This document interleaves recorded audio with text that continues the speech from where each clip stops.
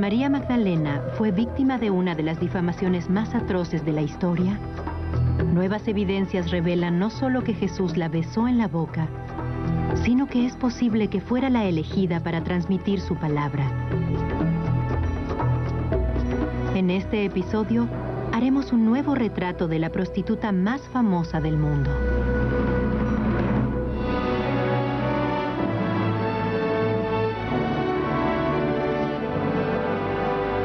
Las Escrituras, María Magdalena.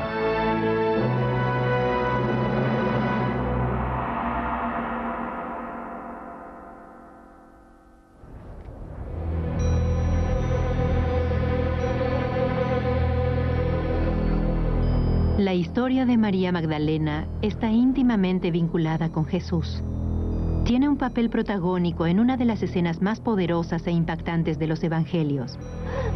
Cuando los romanos crucifican a Jesús, María Magdalena permanece al pie de la cruz, consolándolo en los terribles momentos finales, y luego llora su muerte. María Magdalena estaba en los comienzos del movimiento que transformaría Occidente. Ella no solo presencia la crucifixión, sino que además descubre la tumba vacía y es testigo de la resurrección. Es el arquetipo del verdadero seguidor de Jesús.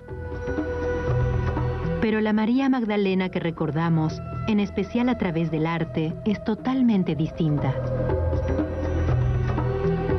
Por lo general, está semidesnuda o es una ermitaña que se arrepiente de sus pecados en el desierto.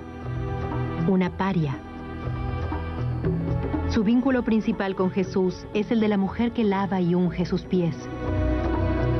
Pero la conocemos más como prostituta. La historia de María Magdalena, la prostituta que cayó y se redimió, es una poderosa imagen de redención, una señal de que sin importar lo bajo que uno caiga, todos podemos salvarnos. Hoy existen nuevas evidencias que sugieren que María Magdalena era una persona muy diferente de la que creemos conocer. En verdad, ¿quién era María Magdalena?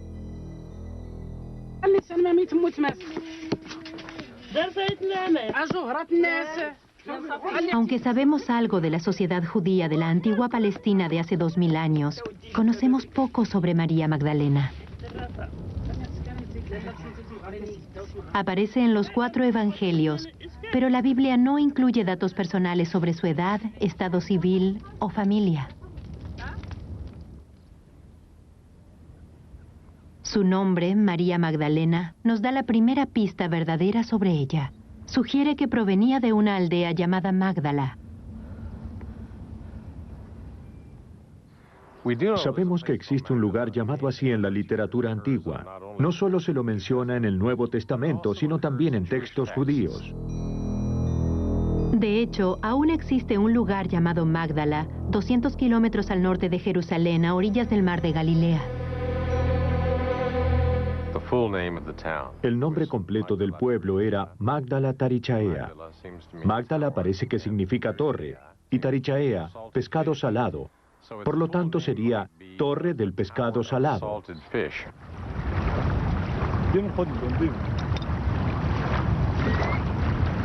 Si el nombre del pueblo era Torre de Pescado Salado, lógicamente, su actividad principal era la pesca.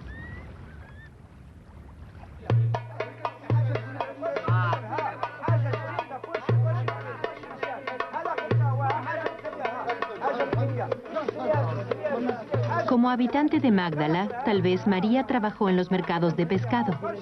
Si esto es verdad, su vida debió de ser muy dura.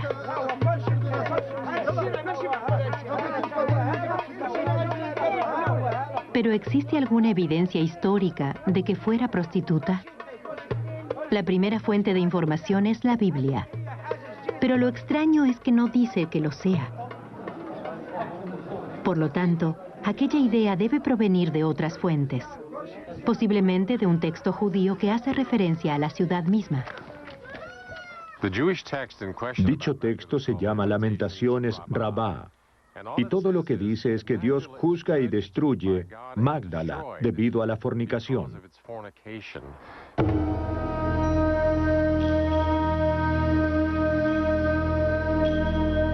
Tal vez de allí provenga la mala fama de María.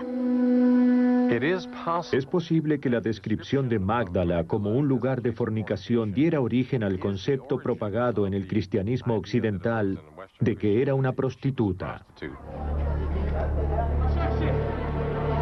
Una serie de presiones sociales pudieron haber causado la decadencia moral de Magdala. Sabemos de la existencia de burdeles en otras zonas del Mediterráneo y de Galilea. Seguramente Magdala no sería la excepción. Pertenecía al Imperio Romano, en el que los impuestos eran muy elevados y muchas veces la mujer pagaba el precio más alto. La conquista romana y luego el gobierno imperial de Roma provocaron un gran impacto en Galilea. Económicamente llevó a los habitantes a soportar cargas impositivas cada vez mayores que seguramente presionaban al pueblo. Cuando las familias comenzaron a desintegrarse, podemos imaginarnos las consecuencias de este proceso de endeudamiento progresivo. Hasta podemos pensar que su familia la entregó como esclava cuando era niña. Cuando las cargas impositivas eran impagables y la familia ya no podía afrontarlas, en ocasiones entregaban a sus hijos como esclavos. Tal vez ese fue el destino de María Magdalena. Imagínense la suerte que correría una mujer en la posible situación de María al caer en manos de un acreedor que tenía poder sobre su vida y además sobre su cuerpo. Con semejante pasado, no sería extraño que María fuera una prostituta. Pero la evidencia es meramente circunstancial. Sin embargo, su nombre de Magdala podría sugerir algo muy distinto. Sencillamente, que era soltera. Una mujer casada llevaba el apellido de su esposo, pero María no. Esto podría implicar que María era soltera. No hay ningún indicio en el limitado material que existe acerca de María en los relatos del Evangelio que sugiere que era casada. No se menciona que fuera viuda ni tampoco que tuviera hijos.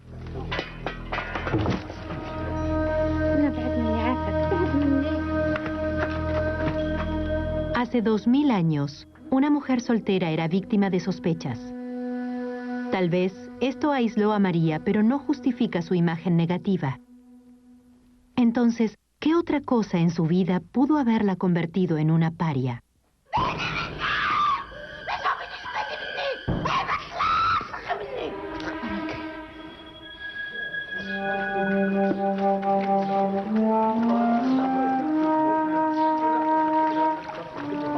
El Evangelio de Lucas dice que Jesús la libró de 7 demonios. Esto indica que estaba poseída por espíritus malignos.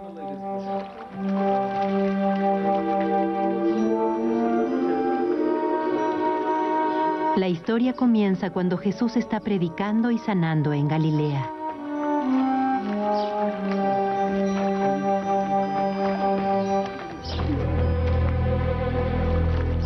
Jesús era conocido como exorcista. Según los evangelios, una de las tareas principales en su campaña por la renovación de Israel, además de hacer curaciones y enseñar y predicar que el reino de Dios estaba cerca, era el exorcismo.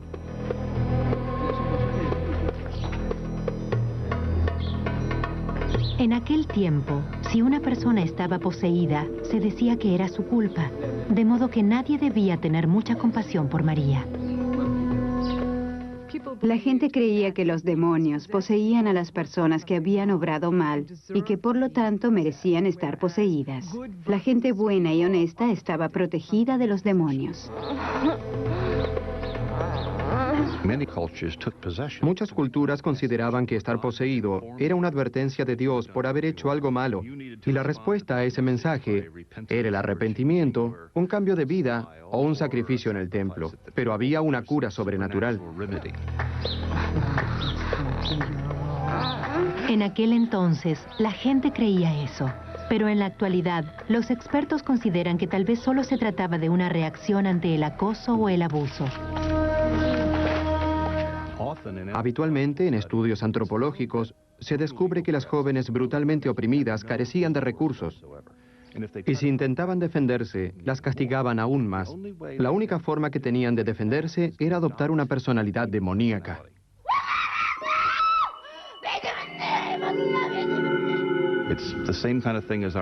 Es lo mismo que nuestra defensa de la demencia o la frase, el diablo me llevó a hacerlo. Posiblemente María Magdalena le hacía frente a la opresión, asumiendo personalidades demoníacas. De ser así, esto explicaría por qué era soltera. El hecho de que estuviera poseída por 7 demonios indicaría que no era una esposa ni muy apropiada ni muy atractiva para nadie. Cualquiera fuera la causa de su posesión, según el Evangelio de Lucas, el exorcismo de María fue lo que la llevó a unirse al movimiento de Jesús.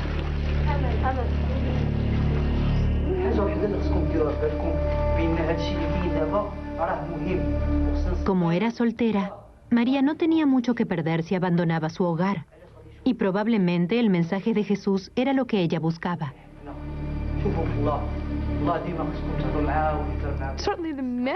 Sin dudas, el mensaje que predicaba Jesús tenía un atractivo particular para los marginados de la sociedad, como los dichos en los que Jesús dice, por ejemplo, los primeros serán los últimos y los últimos los primeros. Y la gente que no tenía vínculos familiares fuertes, tal vez se sentía atraída por un movimiento que valoraba otras cosas por sobre los lazos familiares. Hasta el momento, las evidencias muestran una imagen de María Magdalena que no concuerda con la de una prostituta. Lo que podemos deducir es que era una marginal, posiblemente soltera, que Jesús libra de su posesión y luego ella lo sigue. Pero la Biblia no es nuestra única fuente. Libros antiguos que se descubrieron por casualidad revelan conceptos nuevos y sorprendentes acerca de María Magdalena. En 1945, en Nag Hammadi, al sur de Egipto, 2 hombres hallaron un jarrón de cerámica sellado. Pensaron que contenía un tesoro, así que decidieron romperlo. En su interior, hallaron un tesoro en libros de papiros.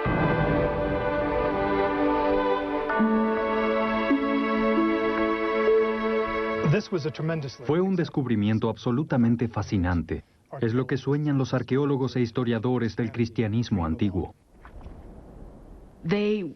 Jamás recibieron verdadera atención como los pergaminos del Mar Muerto que todo el mundo conoce. Pero estos papiros resultaron más importantes para reconstruir la historia del cristianismo primitivo, ya que son textos cristianos. Mientras que los pergaminos del Mar Muerto revelaron historias desconocidas del judaísmo, los libros de Nag Hammadi nos cuentan acerca de los primeros pasos del cristianismo. Estaban escritos en copto, lengua egipcia del cristianismo primitivo. Este descubrimiento fue excepcional.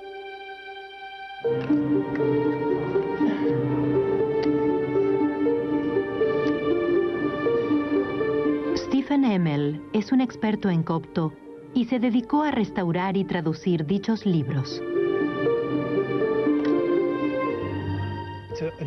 Es una nueva colección de literatura acerca del primer periodo del cristianismo y nos abre una puerta a diferentes momentos del comienzo del cristianismo, a los que de otro modo no tendríamos acceso. El descubrimiento incluye el Evangelio de Tomás, el Evangelio de Felipe y los Hechos de Pedro.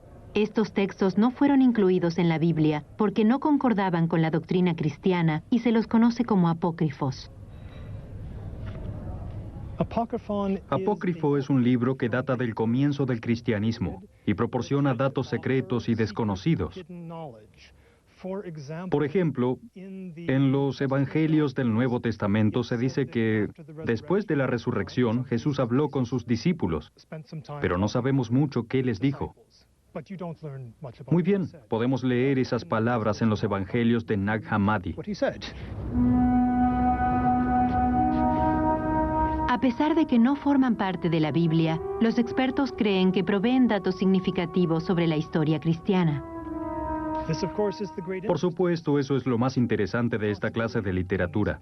Estos textos apócrifos nos dan la posibilidad de conocer costumbres genuinas de Jesús que por alguna razón no se incluyeron en el Nuevo Testamento.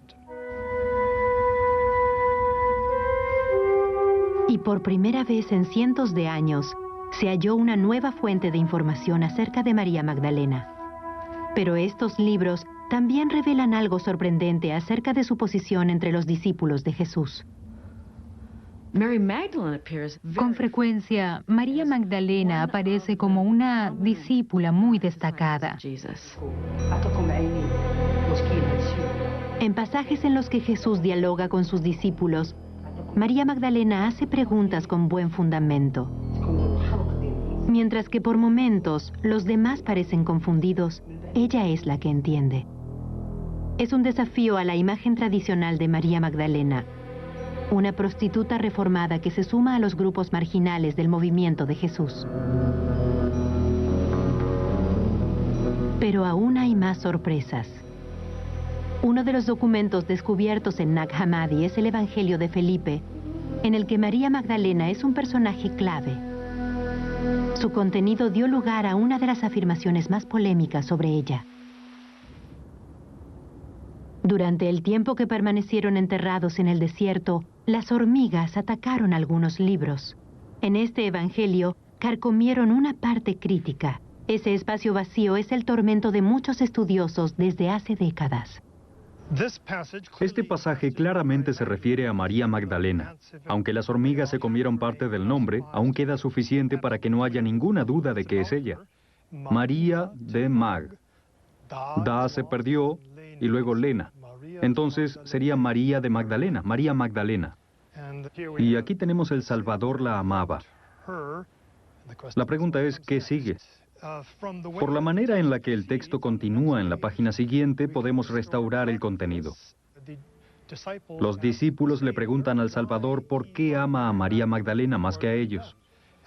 Eso nos permite llenar este espacio. El Salvador la amaba a ella más que al resto de los discípulos. Esto sugiere que María y Jesús tenían una relación especial, que era su compañera favorita, más cercana que los demás. Y los espacios carcomidos dan lugar a especulaciones más íntimas. Y le dio un beso en los, esto está al comienzo del renglón, y luego está el hueco. Y por supuesto, este espacio, el texto que falta, es el objeto de especulación de muchos especialistas. ¿Dónde la besó? Probablemente en la boca. Esto podemos reconstruirlo casi con seguridad de acuerdo con la gramática copta y la extensión del espacio en blanco. Esto es revelador. ¿Podría significar que Jesús y María Magdalena eran amantes?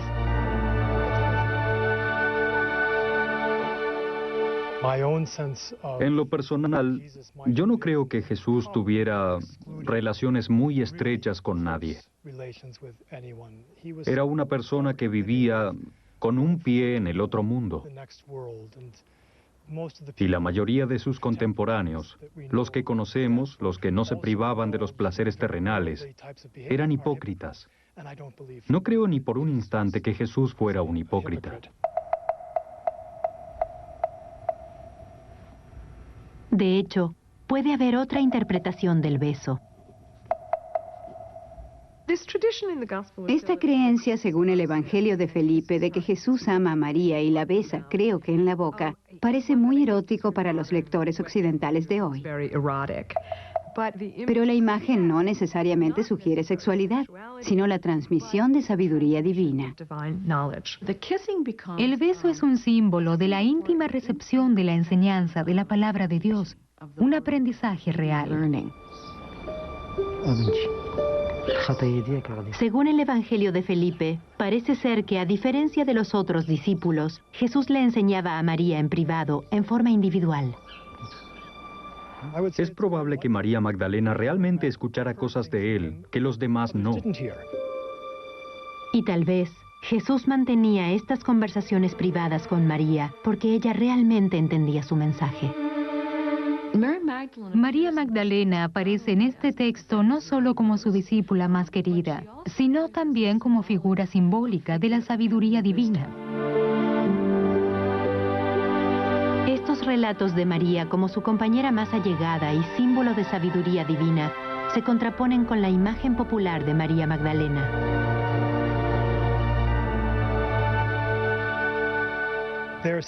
Algunos pasajes son muy diferentes y representan una visión tan distinta del mundo que el cristianismo tradicional asegura que en realidad no son cristianos.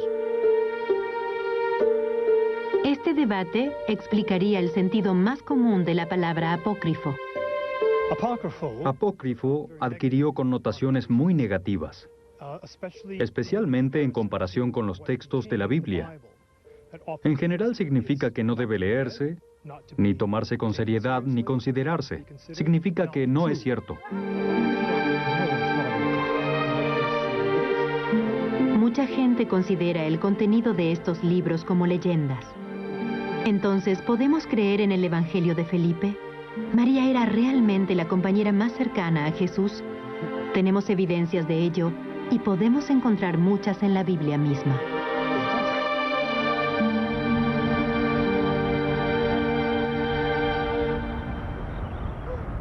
La Biblia dice que María Magdalena estuvo presente en los dos momentos más importantes de la vida de Jesús.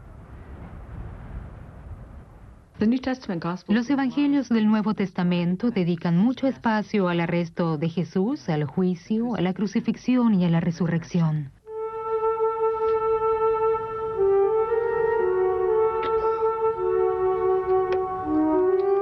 Un grupo de mujeres, incluso María, presenció la crucifixión.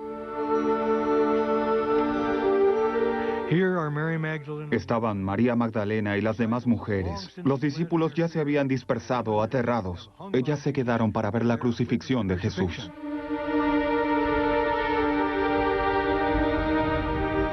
Según algunos evangelios, observan horrorizadas desde lo lejos. Según otros, lloran al pie de la cruz. El Evangelio de Juan dice que alguien le ofrece algo de beber a Jesús. Creemos que fue una de las mujeres, tal vez María.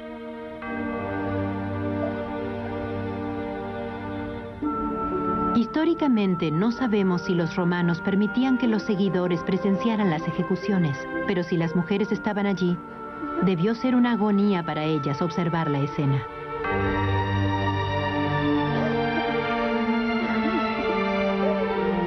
El sufrimiento de Jesús fue prolongado. Finalmente, el hombre que transformó la vida de María con sus enseñanzas estaba muerto. Y el movimiento había muerto con él. Sin su líder, sus seguidores fácilmente se desorganizarían y todo llegaría a su fin.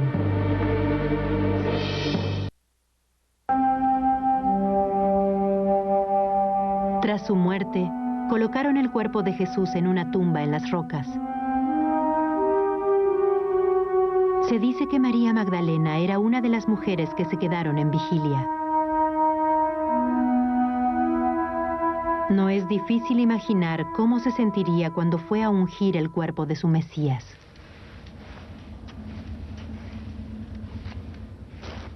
La costumbre de la época era que las mujeres judías prepararan los cuerpos para el entierro. Los cadáveres se consideraban impuros, por lo que esa era una tarea que siempre hacía la mujer. María está en un profundo duelo. Fue testigo de la horrenda ejecución de Jesús, quizá poniendo en riesgo su vida. Pero según la Biblia, cuando ella llega a la tumba, el cuerpo de Jesús ya no está.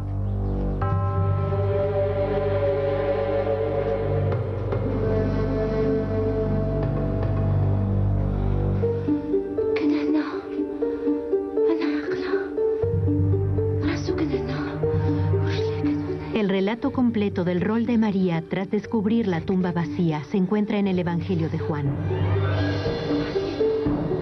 Ella está conmocionada. Corre para contarle a los discípulos la novedad.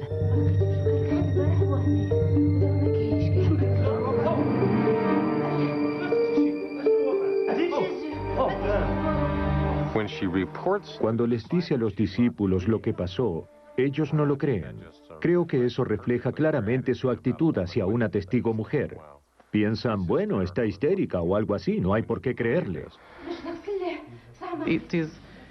Es comprensible que los discípulos se rehusaran a creerle a María. Ella era una mujer, y además diría que era una mujer a la que hasta hace poco la consideraban desquiciada. Como no le creen, Pedro y otro discípulo, cuyo nombre no sabemos, regresan con ella a la tumba para comprobarlo con sus propios ojos.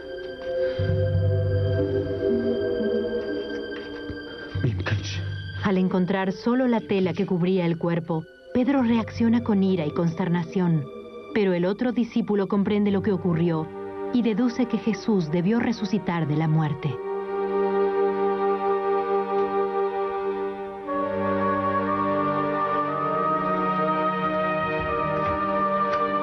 Ambos se van sin siquiera mirar a María.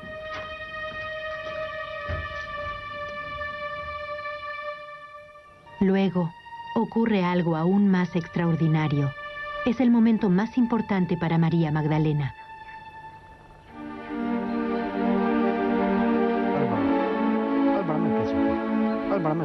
María está sola. Alguien le pregunta por qué llora.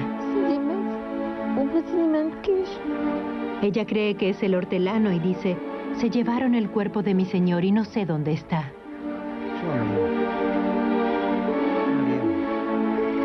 El extraño pronuncia su nombre y entonces ella ve a Jesús.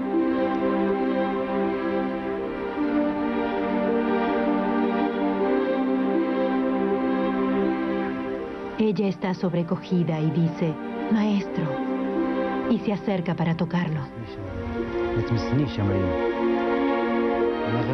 Pero él la detiene. Y le dice, no me toques. Ella debe ir con los demás para decirles que él había resucitado de la muerte. Es un momento increíble. Jesús está de pie frente a ella, pero no puede tocarlo.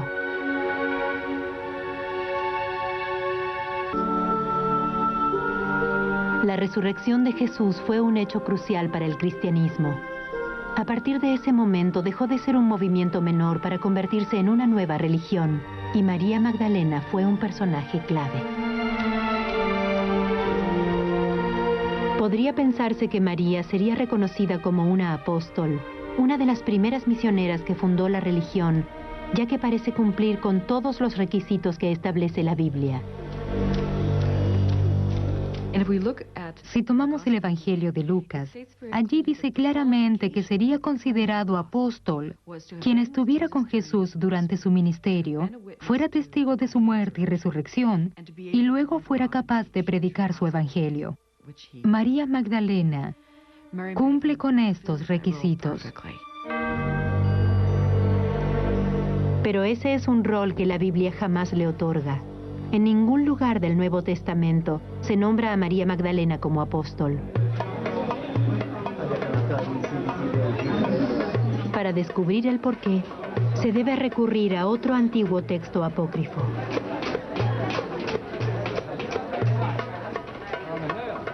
En un bazar de El Cairo en 1806, un estudioso alemán se topó accidentalmente con un curioso libro de papiros.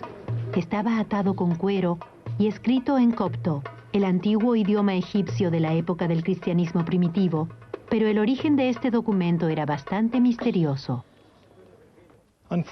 Lamentablemente no sabemos casi nada acerca del hallazgo del manuscrito. La historia que surgió en ese tiempo fue que provenía de Akhmim, en el Alto Egipto, y se dijo algo acerca de que se encontró en un nicho en una pared. El pueblo de Akhmim albergaba a una comunidad de cristianos perseguidos durante los primeros siglos, por lo que es posible que un mártir, un hereje o un monje escondiera el documento. Cuando lo examinaron cuidadosamente, descubrieron que se trataba de un texto realmente extraordinario. Era el Evangelio de María. Al igual que los libros hallados en Nag Hammadi, el Evangelio según María Magdalena también se considera un texto apócrifo. La historia que contiene comienza poco después de la resurrección. Los discípulos acababan de tener una visión de Jesús. Jesús estimuló a los discípulos a salir para predicar sus enseñanzas por el mundo, pero ellos tenían miedo y decían, si lo mataron a él, también van a matarnos a nosotros. Y es María Magdalena, claro, quien da un paso adelante y dice, no teman, Él nos prometió que estaría con nosotros, Él nos protegerá. Ella es la que se mantiene en pie y en calma, sin temor. Y es ella la que orienta sus corazones hacia el bien y comienza a hablar sobre las palabras del Salvador. En libros tales como el Evangelio de Felipe, se presenta a María como un símbolo de sabiduría, pero en el Evangelio de María, ella es quien está a cargo, quien habla a los discípulos sobre las enseñanzas de Jesús. En otros textos solo se dice que era sabia. En este Evangelio queda comprobado.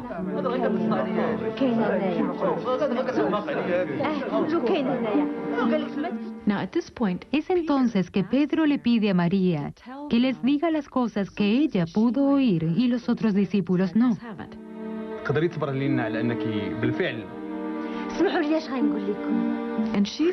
Y ella dice, les diré lo que estuvo oculto para ustedes. Y habla de una visión que tuvo de Jesús y de una conversación que tuvo con él. Según los evangelios, María relata los detalles de su conversación que tienen que ver con el desarrollo espiritual y la constante batalla del alma contra el mal. Pero en este momento surge la polémica y Andrés interviene y dice, bien, no sé qué piensan los demás, pero me parece muy extraño y creo que ella nos da enseñanzas distintas de las de Jesús. Claramente este es un signo de disputa. Al menos un discípulo, y quizá más, duda de lo que María dice. Y pasarán cosas peores.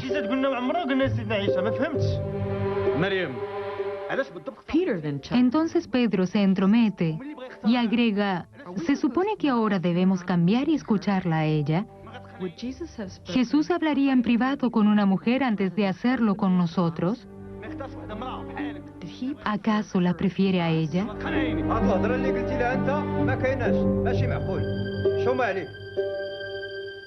Mateo defiende a María y reprime el ataque de Pedro. En el texto, el problema de Pedro es que Jesús privilegió a María por sobre los otros discípulos para interpretar sus enseñanzas.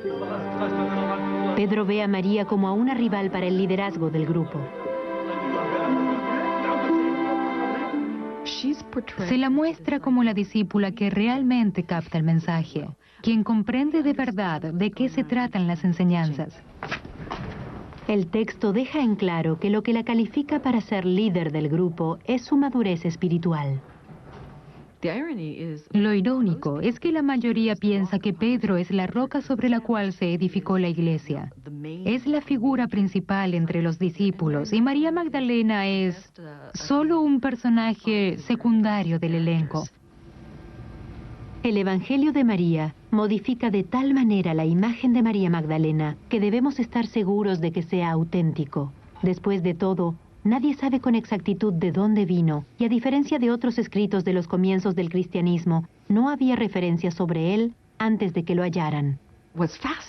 Lo fascinante del descubrimiento del Evangelio de María es que ni siquiera sabíamos que existía. Entonces, ¿cómo sabemos que es un documento antiguo auténtico y no una falsificación? Conocer su edad sería de gran ayuda. Los textos en copto son difíciles de datar con precisión, pero sorprendentemente, otros 2 fragmentos del Evangelio se hallaron entre unos desechos y estos estaban escritos en griego, lo cual hace mucho más fácil el datado. Los fragmentos en griego pueden datarse según la caligrafía. Eso sugiere que el Evangelio de María probablemente se escribió a comienzos del siglo III, o tal vez en el siglo II. Y según sostiene un destacado experto en copto, Stephen Emmel, debe ser auténtico. Para que alguien fabrique intencionalmente estos manuscritos en la era moderna, debería tener una genialidad que yo creo que no existe. Tendría que ser capaz de fabricar un papiro con técnicas que no se usan desde hace más de 1000 años. Debería tener un conocimiento de la lengua copta mucho más profundo que el que los más grandes especialistas en copto jamás tuvieron. Tendría que poder concebir todo un mundo que nadie conoce, con lujo de detalles. No es verosímil que alguien pudiera crear algo semejante.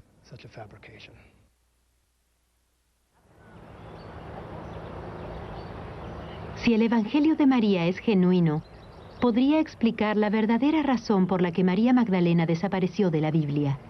Ofrece una imagen muy diferente y polémica sobre los discípulos.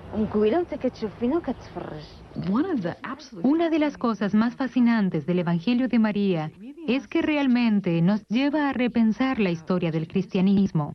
¿Lo entendieron todos los discípulos? ¿Comprendieron y predicaron la verdad? Esto es un extremo innovador y creo que quizás hasta herético. Tal vez el Evangelio de María era sencillamente demasiado revolucionario. Presenta a María como la maestra y guía espiritual de los otros discípulos. No es solo una discípula, es la primera entre los apóstoles. El Evangelio de María surgió al tiempo que se congregaban los primeros cristianos y la formación de estos grupos se moldeaba según su lugar de encuentro. Las iglesias primitivas se reunían en casas con gente amiga o conocida. Compartir la mesa era una de las prácticas principales de estas comunidades. Y como las casas eran el dominio de las mujeres, estas naturalmente tenían un papel destacado en las comunidades. Las mujeres ocupaban toda clase de roles: apóstoles, maestras, jefas de iglesias caseras, entre otros. Sabemos, por ejemplo, por la carta de Pablo a los Corintios, que había mujeres profetas en la comunidad cristiana. Pero en los siglos II y III ya surgían diferencias entre los grupos liderados por hombres y los grupos liderados por mujeres. En algunos grupos del cristianismo primitivo, María Magdalena se convirtió en una figura principal, una especie de prototipo que representaba a la mujer cristiana.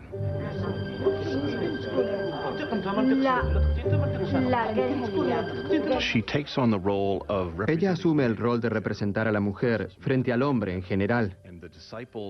En ocasiones, los discípulos, que son hombres, intentan rechazarla y ella se defiende a sí misma y por ende a las mujeres. Generalmente el representante de los hombres que la rechaza es Pedro. La relación entre María y Pedro simboliza este conflicto. Hay cierta cantidad de escritos cristianos primitivos en los que la tensión entre Pedro y María es evidente. Y esto no solo aparece en los evangelios que ahora forman el Nuevo Testamento, sino que se ve en un amplio espectro de fuentes cristianas antiguas que no están en el Nuevo Testamento. A medida que Pedro y las ideas que él defendía se hacían dominantes en este movimiento que crecía, se socavó el rol de María como una discípula importante. Y a medida que la iglesia se institucionalizaba, las mujeres líderes fueron dejadas de lado. ¿Qué pasa con María? Bien, ella debió ser víctima de la pelea por el poder, víctima de cómo se escribió la historia. ¿Y quién escribe la historia? Los hombres. Ya en los siglos IV y V, que las mujeres ejercieran un liderazgo público era herético. No podían ser ordenadas, por ejemplo, como obispos o sacerdotes. Y desde esa perspectiva, María Magdalena se convierte en un verdadero problema, ya que podía validar el liderazgo de las mujeres en la iglesia. Esta imagen de María no era muy popular entre los líderes de la iglesia romana en crecimiento. María Magdalena iba rumbo al fracaso.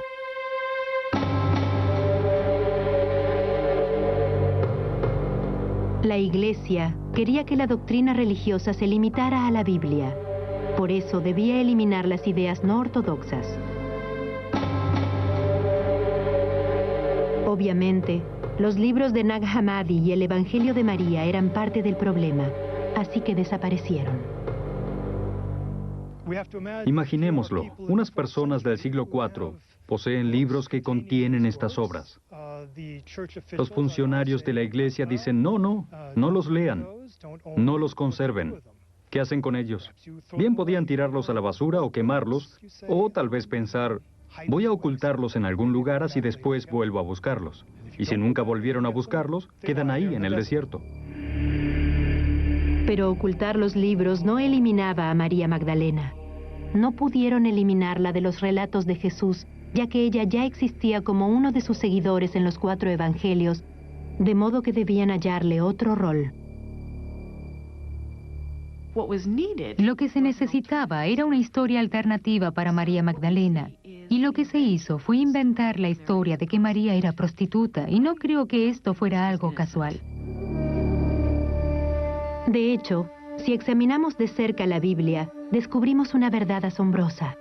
Que María Magdalena se conozca como la prostituta más famosa del mundo se relaciona con cierta lectura de los evangelios. Hay muchas mujeres llamadas María en los evangelios, y lamentablemente María Magdalena era una de ellas. Esto hizo que se la catalogara erróneamente como la pecadora que todos conocemos. Lo que sucede es que la mujer que ungió a Jesús en Lucas 7, a la que llaman la pecadora, la que unge a Jesús con su perfume y seca sus pies con su cabello mientras llora, luego se asocia con la María del Evangelio de Juan, que es la hermana de Marta, que unge a Jesús para su entierro. Ahora, a esta María, luego la confunden con María Magdalena, de modo que María Magdalena se convierte en la mujer pecadora que unge a Jesús. Y a partir de eso se identifica a María Magdalena con toda mujer pecadora que no tenga nombre en los evangelios. Y la pregunta es, si es una mujer, ¿qué clase de pecadora sería? Y decidieron que era una prostituta, pues es el pecado típico que se le atribuye a las mujeres. Uno de los modos para insultar a una mujer líder es vinculándola con una sexualidad impropia y con la prostitución. La transformación de María de apóstola a pecadora y luego a penitente estaba en marcha. En el siglo VI, el Papa Gregorio Magno pronuncia en un sermón lo que en realidad es el resultado moral de este punto de vista. En la Basílica de San Clemente, el Papa declara que los 7 demonios originales de María simbolizan todos los vicios, que luego ella se arrepintió y convirtió sus muchos pecados en virtudes.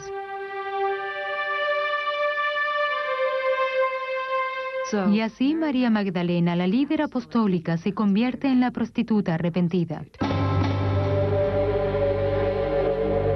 Ahora, María Magdalena tenía un nuevo rol.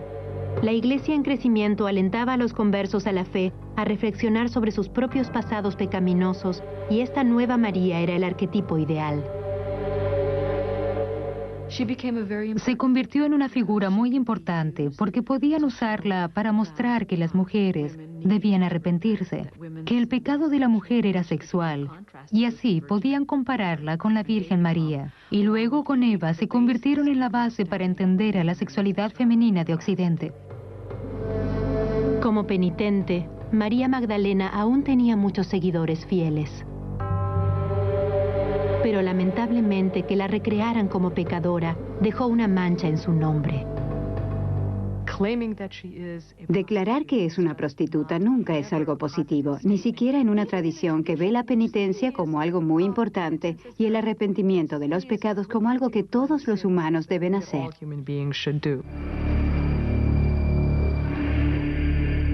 La Iglesia Católica declaró un día santo en su nombre y construyó iglesias en su honor, pero ella fue santa a causa de su arrepentimiento. Quizás sea tiempo de revisar el legado de María.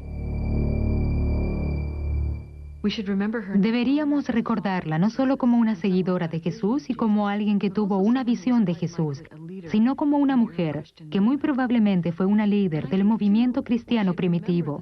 Y también deberíamos recordar cómo la convirtieron en prostituta, ya que contiene lecciones para nosotros, aunque no sea su verdadera historia. Creo que debemos verla como alguien que tuvo un papel muy importante en el movimiento de Jesús. Hay que considerar que fue testigo de la crucifixión y la resurrección. Ella y otras mujeres estaban allí desde el comienzo. Más tarde, ella es la valiosa contrafigura de Pedro. Ella era tan importante como los otros 12. Es posible que María Magdalena alguna vez fuera tan importante como el resto de los apóstoles, pero nunca ocupó el lugar que le correspondía junto a ellos, ni según creen algunos expertos, se le dio todo el crédito que merecía.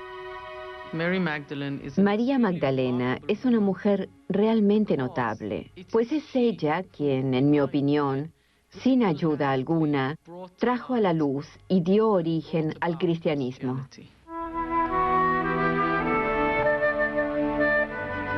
En 1969, la Iglesia Católica reconoció que había catalogado mal a María Magdalena. Quitaron el rótulo de penitente de su día santo, pero muchos aún la conocen como una prostituta. La campaña en contra de María Magdalena se remonta a tantos siglos atrás que es difícil reclamar la verdad, pero quizá algún día esta extraordinaria mujer sea reconocida por lo que realmente fue, una de las fundadoras de la fe cristiana.